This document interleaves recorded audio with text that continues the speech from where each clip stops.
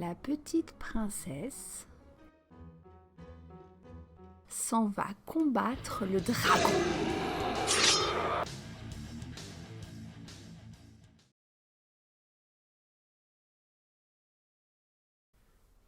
Bonjour à toutes et à tous et bienvenue sur mon curieux booktube féministe.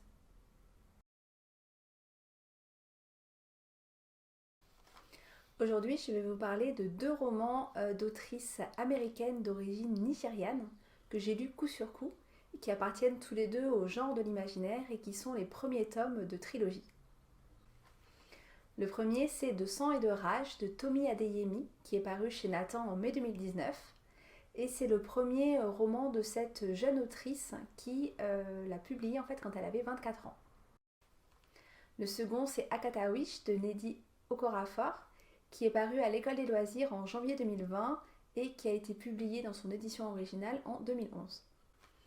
Nnedi Okorafor, vous la connaissez peut-être comme l'autrice du roman de fantasy post-apo Qui a peur de la mort, qui est paru chez Panini en 2013. Elle a également publié récemment chez ActuSF un recueil de nouvelles en tout début d'année qui s'appelle Kabu Kabu et qui est en fait une réédition d'une publication des éditions de l'Instant parue en 2018. Dans chacun de ces deux romans, nous suivons une héroïne, donc elle va s'appeler Zélie dans De sang et de rage et Sunny dans Akata Witch, qui toutes les deux vont répondre à une prophétie grâce au pouvoir qu'elles possèdent et qu'elles ignoraient posséder.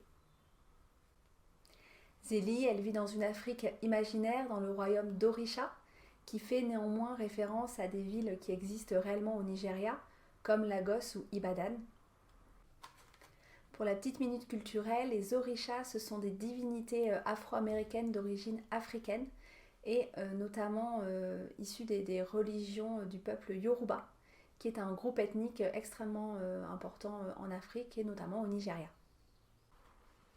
Dans le royaume d'Orisha, il y avait 10 clans de magie, M-A-J-I, qui ont chacun leur propre divinité et leur propre pouvoir. La mère de Zélie, c'était une magie très très puissante.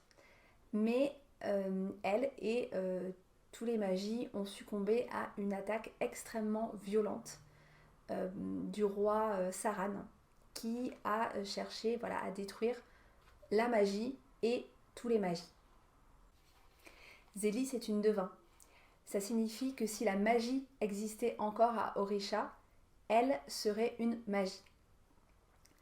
En fait, le fait qu'elle soit devin, ça a pour conséquence physique qu'elle a les cheveux intégralement blancs, ce qui fait qu'elle est très facilement reconnaissable et ce qui lui vaut de nombreuses brimades extrêmement violentes et notamment le sobriquet de cafard, comme l'appellent donc tous les membres de l'armée du roi qui ont à la fois une immense crainte et une immense haine de tout ce qui est magique. Et c'est sa rencontre un peu fortuite, ou pas, avec la princesse Amari qui va l'amener à se rendre compte qu'en fait sa destinée c'est de faire revenir la magie sur le royaume d'Orisha. Alors c'est un roman de fantasy qui peut sembler très classique dans sa construction, mais qui a une vraie originalité dans la mythologie qu'il met en œuvre, extrêmement travaillée, extrêmement riche. C'est un récit aussi qui a pu me faire penser à la trilogie de Suzanne Collins Hunger Games, notamment lors d'une scène extrêmement forte où Zélie et ses compagnons se battent dans une arène pour récupérer un artefact. Il faut savoir que De sang et de rage porte très bien son nom, donc âme sensible, attention. Mais au-delà de cette scène dans l'arène dont je vous parlais, j'ai vraiment vu aussi des similitudes entre Zélie et Katniss, donc l'héroïne de Hunger Games, avec cette force de caractère qui les dépasse presque. Toutes les deux, elles ont ce même objectif qui est de sauver leur peuple, tiraillé par cette rébellion qu'elles mettent en œuvre, parce qu'en mettant en œuvre cette rébellion, c'est mettre en danger leur famille, mettre en danger ceux et celles qu'elles aiment et à qui elles tiennent. Donc ce sont vraiment des héroïnes à la fois très fortes, mais en même temps aussi très conscientes de leur faiblesse et de la façon dont on peut les atteindre. Et du coup, ce sont des héroïnes vraiment hyper intéressantes dans le panorama actuelle de la littérature young adulte. Alors bon, l'autrice n'était peut-être pas obligée d'y rajouter 2 romances, parce que non, les romans de fantasy young adulte n'ont pas nécessairement besoin d'avoir des romances surtout aussi classiques.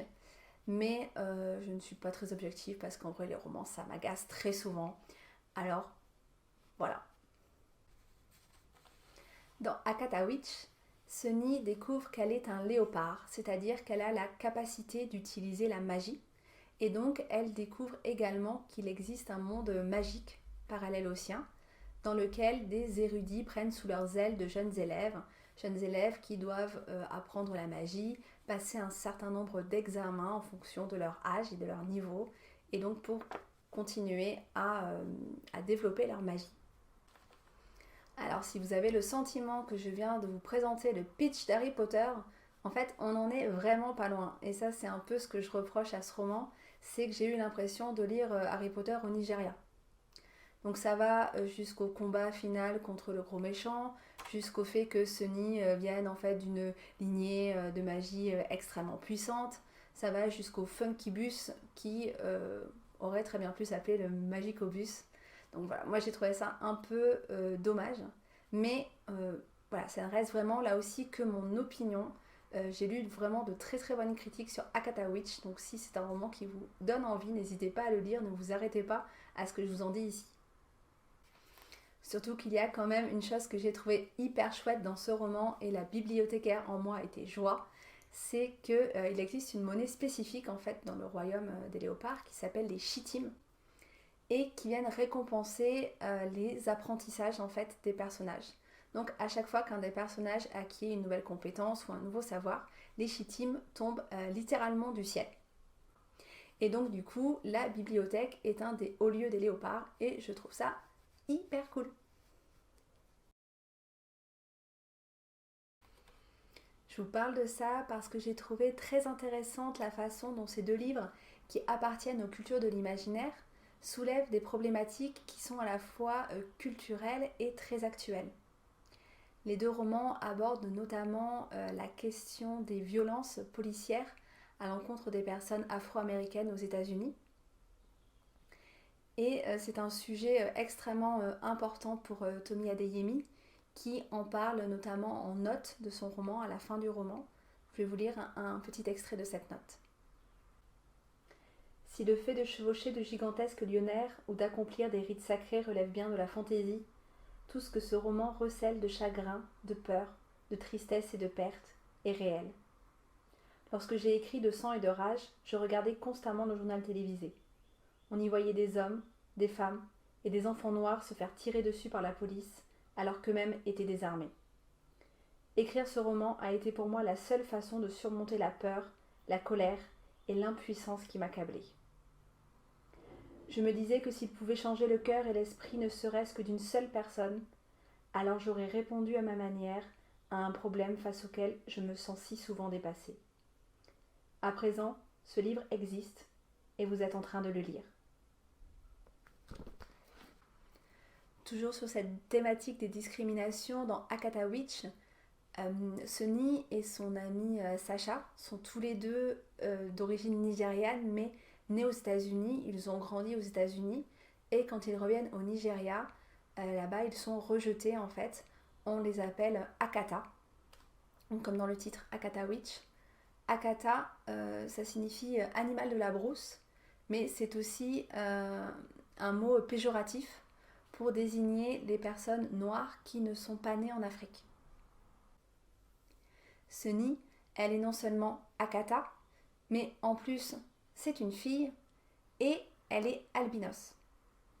Donc ouais, Sunny, elle cumule un peu toutes les discriminations, parce qu'il faut savoir donc qu'au Nigeria et dans beaucoup de pays d'Afrique, l'albinisme est considéré comme une sorte de malédiction, et donc les personnes albinos font l'objet de multiples discriminations, et elles risquent en fait même leur vie, parce que selon certaines croyances, les parties du corps des albinos peuvent permettre de réaliser des sortilèges extrêmement puissants. Donc voilà, être albinos, c'est vraiment extrêmement dangereux. Il y a également une conversation entre Sunny et ses amis léopards qui lui expliquent le monde de magie qu'elle est en train de découvrir. Et Sunny leur demande s'ils ont quelque chose à voir avec les enfants sorciers. Les enfants sorciers, c'est quelque chose qui existe malheureusement réellement au Nigeria. Ce sont des enfants qui deviennent les souffres-douleurs d'un village, d'une société, qui sont maltraités par toutes et par tous, et parce qu'ils sont considérés comme apportant le mauvais œil, comme responsables des maladies, comme responsables des décès. Et donc ils sont régulièrement battus, brimés, violentés pour détruire leur prétendu pouvoir magique. Zélie, dans De Rage et d'Os, est elle aussi discriminée parce que devint. Donc il y a dans ce roman une lutte des classes très marquée entre les partisans du roi et les anciens magis. Mais finalement, en fait, elle est moins manichéenne que ce à quoi on pourrait s'attendre. Donc c'est vraiment très intéressant. Alors évidemment, le lecteur, la lectrice sont nécessairement du côté de Zélie et de ses compagnons, et le roi apparaît comme un tyran extrêmement violent, extrêmement détestable, mais au fur et à mesure du récit, Zélie commence à s'interroger, et nous avec, sur le pouvoir de la magie qui dépasse totalement celui des armes. On ne peut rien faire contre la magie. Alors, que faire si cette magie est mal maîtrisée et qu'elle aboutit à des conséquences dramatiques, ou, dans le pire des cas, si elle est utilisée de façon malfaisante?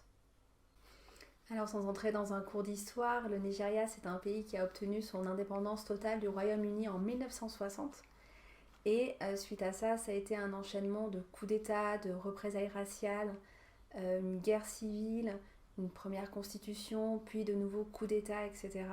Donc évidemment, il y a un sous-texte historique de sang et de rage. Et d'ailleurs, sur le plateau de Jimmy Fallon, donc Tonight Show en 2018, Tomi Adeyemi décrivait ainsi son roman. Pour faire simple, c'est Black Panther avec de la magie. En lisant De Rage et de sang, donc de cette autrice d'origine nigériane, puis Agatha Witch, me sont revenus en tête plusieurs romans, auteurs, autrices d'origine africaine que j'avais lus, rencontrés récemment. Le premier, c'est Qui a peur de la mort, donc de la même autrice qu'Agatha Witch, que j'avais lu il y a quelques années, à un moment où je lisais assez peu de fantasy parce que je trouvais que c'était un genre avec des codes extrêmement figés, ce qui m'agaçait un petit peu. Et du coup, j'avais trouvé cette fantasy africaine extrêmement originale. Le second, c'est Rosewater de Tay Thompson, qui est un auteur britannique d'origine nigériane. C'est une trilogie et le premier tome a remporté le Nomo Award, c'est-à-dire le prix de la SF africaine en 2017. C'est un roman qui se passe au Nigeria en 2066, où une ville, donc la ville de Rosewater, s'est construite autour d'un biodôme extraterrestre qui a un pouvoir de guérison. C'est un roman que j'ai pas lu encore, mais que j'ai croisé en librairie, beaucoup sur certains réseaux, qui m'a donné très envie. Donc si vous avez lu Rosewater, n'hésitez pas à me faire part de votre avis en commentaire, ça m'intéresse beaucoup. Et enfin, les romans écrits de Chimamanda Ngozi Adichie, qui est notamment l'autrice d'Americana, qui est paru en 2015 chez Gallimard, que je n'ai pas encore lu, mais dont je sais qu'il est un coup de cœur pour beaucoup d'entre vous. Ce que j'ai lu par contre, c'est Nous sommes tous féministes et surtout Chérie Jawele, donc toujours publié chez Gallimard, qui m'ont beaucoup marqué, surtout le second, que je vous conseille vraiment. C'est vraiment une lecture extrêmement intéressante, dans laquelle l'autrice donne des conseils à une amie pour élever sa fille de manière féministe, et donc de manière à ce qu'elle puisse faire ce qu'elle veut, se comporter comme elle veut, faire les choix qu'elle veut dans sa propre vie. Il y en a eu d'autres et je ne vais pas tous vous les citer, mais je me suis rendu compte que en fait ces auteurs, autrices d'origine africaine ou africaine, pour la plupart de ceux que je croisais, ils étaient nigérians ou d'origine nigériane. Alors, ce qu'il faut savoir, c'est que en fait, la culture, les littératures africaines, c'est quelque chose que je connais peu. Moi, j'ai un goût très fort plutôt vers l'Asie, notamment la Corée du Sud et le Japon, moins vers l'Afrique. Donc, ce que je vous dis, c'est vraiment mon expérience de lecture à un moment X, et en aucun cas, je ne prétends que il n'y a pas d'autres littératures africaines qui sont représentées en France, d'autres auteurs et autrices extrêmement importants. Pas du tout. C'est vraiment mon expérience. Et d'ailleurs, si vous avez envie de partager d'autres écrits d'auteurs et d'autrices venant d'autres origines en Afrique, n'hésitez pas, parce que du coup, ça m'intéresse. J'ai vraiment envie de continuer à développer ces lectures. Mais du coup, le fait que le Nigeria semble donc très présent dans cette littérature m'a aussi interrogée. Ça m'a conduite du coup à faire des recherches sur le sujet. Et je suis tombée notamment sur 2 articles sur internet, l'un sur le site de France Info et l'autre sur le site de RFI. Alors je vous mets les liens en présentation de la vidéo, ainsi que les références de tous les livres dont je vous parle dans cette vidéo, hein, comme d'habitude. Et donc c'est 2 articles qui font état en fait d'un renouveau de la littérature nigériane depuis quelques années, et d'une littérature qui sort des questions post-coloniales qui ont été les siennes pendant des années, et qui aborde aujourd'hui des sujets plus actuels, plus divers. Apparemment, voilà, il y a une nouvelle vague d'auteurs, d'autrices très importants sur le plan littéraire. France Info parle d'une littérature qui s'éloigne des habituels poncifs de la pauvreté et de la guerre.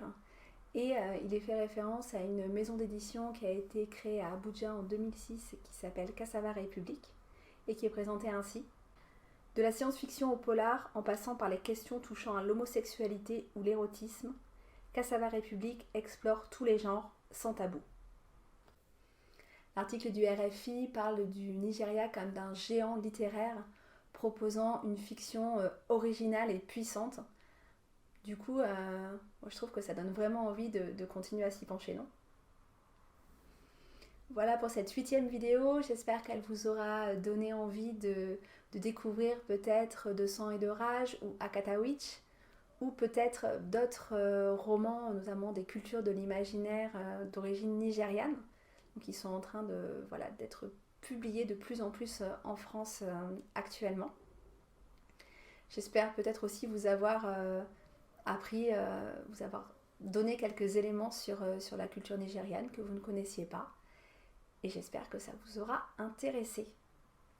Merci beaucoup d'avoir pris le temps de regarder cette vidéo. N'hésitez pas à vous abonner à ma chaîne pour ne pas rater les vidéos suivantes, à me laisser un petit commentaire, un petit pouce levé pour me montrer que vous êtes là et que vous avez, je l'espère, des choses à dire. Merci encore une fois et à très bientôt.